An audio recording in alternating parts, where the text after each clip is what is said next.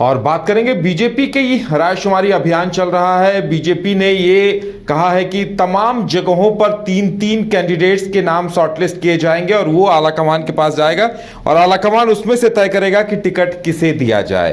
तो आज पूरे झारखंड में हर विधानसभा क्षेत्र में आज रायशुमारी के लिए वोटिंग हुई है और तमाम बीजेपी के नेता कार्यकर्ता पहुंचे हैं। उन्होंने पर्ची में तीन कैंडिडेट्स के नाम लिख कर दिए हैं, जो जिनमें से एक को टिकट दिया जाएगा और कई जगह विवाद भी सामने आया है। वहीं दूसरी तरफ बीजेपी की एक हाई लेवल बैठक दिल्ली में हुई है। बताया जा रहा है कि शिवराज सिंह चौहान और हिमंता बिस्वा शर्मा उस बैठक में मौजूद रहे और उन्होंने आला नेताओं को झारखंड की स्थिति से अवगत कराया है। ताजा हालात क्या है, इन तमाम बिंदुओं पर चर्चा हुई है। ज्यादा जानकारी के लिए इस वक्त हमारे साथ हमारे संवाददाता मदन है। मदन, एक तरफ रायशुमारी उसके लिए वोटिंग हो रही है, दूसरी तरफ बीजेपी की हाई लेवल बैठक भी हुई है, क्या कुछ अपडेट निकल कर आ रहा है?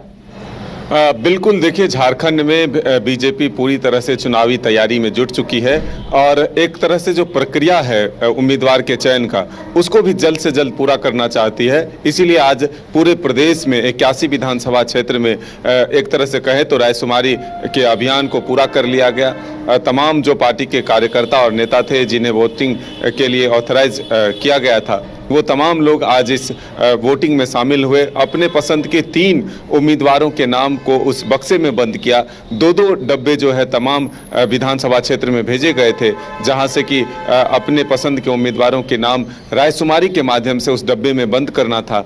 तो आज पूरे प्रदेश में 81 विधानसभा क्षेत्र में इस प्रक्रिया को पूरा कर लिया गया।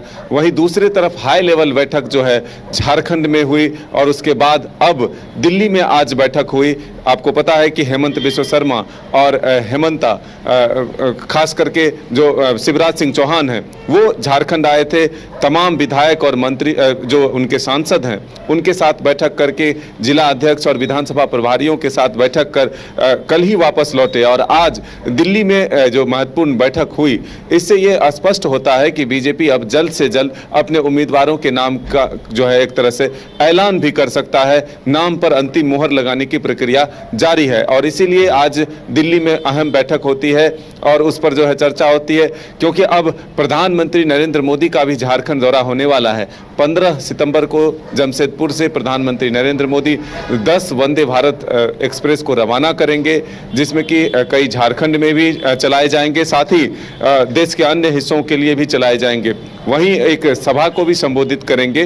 तो ऐसे में ये माना जा रहा है कि उस मंच पर चंपई सोरेन भी मौजूद रहेंगे और चंपई सोरेन के बीजेपी में शामिल होने के बाद प्रधानमंत्री का ये कोल्हान दौरा काफ़ी बदलाव लाने की उम्मीद से आयोजित की गई है। तो ऐसे में अब देखना होगा कि आने वाले वक्त में इसका परिणाम क्या निकल कर आता है। लेकिन ये जरूर है कि उम्मीदवारों के नाम पर पहले भी मंथन हुई, कोर कमेटी की बैठक हुई, उम्मीदवारों के बायोडाटा मांगे गए और उसके बाद अब रायशुमारी के बाद दिल्ली में जो अहम बैठक हुई, इससे ये जरूर मालूम होता है कि जल्द से जल्द बीजेपी अपने उम्मीदवारों के नाम की घोषणा कर सकता है। बिल्कुल मदन, ये कहा जा सकता है कि एक तरफ रायशुमारी हो रही है, यानी ये बात अब बीजेपी आलाकमान के पास होगी कि किस विधानसभा से नेता और कार्यकर्ता किसे टिकट देना चाह रहे हैं और इस पर अब दिल्ली में भी मंथन होगा। और इसके साथ ही इन दोनों जो चुनाव प्रभारी हैं शिवराज और हिमंता, इन्होंने झारखंड की स्थिति से भी आलाकमान को अवगत कराया होगा।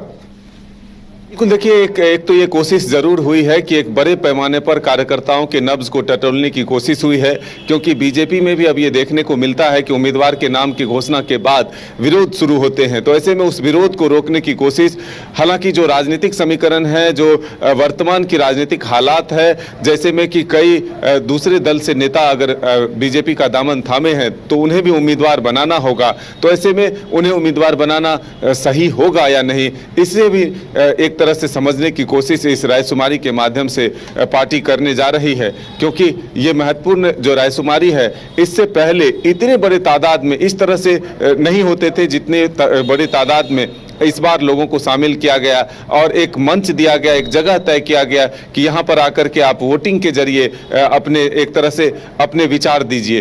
तो एक प्रक्रिया जो अपनाई गई है, तो इससे एक उम्मीद जरूर जगी है बीजेपी कार्यकर्ता और नेताओं को कि इसके माध्यम से सही और सटीक उम्मीदवार जो है चुने जाएंगे। तो अब आखिरी निर्णय तो प्रदेश के आलाकमान को लेना है, राष्ट्रीय स्तर के नेताओं को लेना है, लेकिन प्रदेश में कार्यकर्ता और नेताओं को संतुष्ट करने के लिए भी यह प्रक्रिया अपनाई गई है।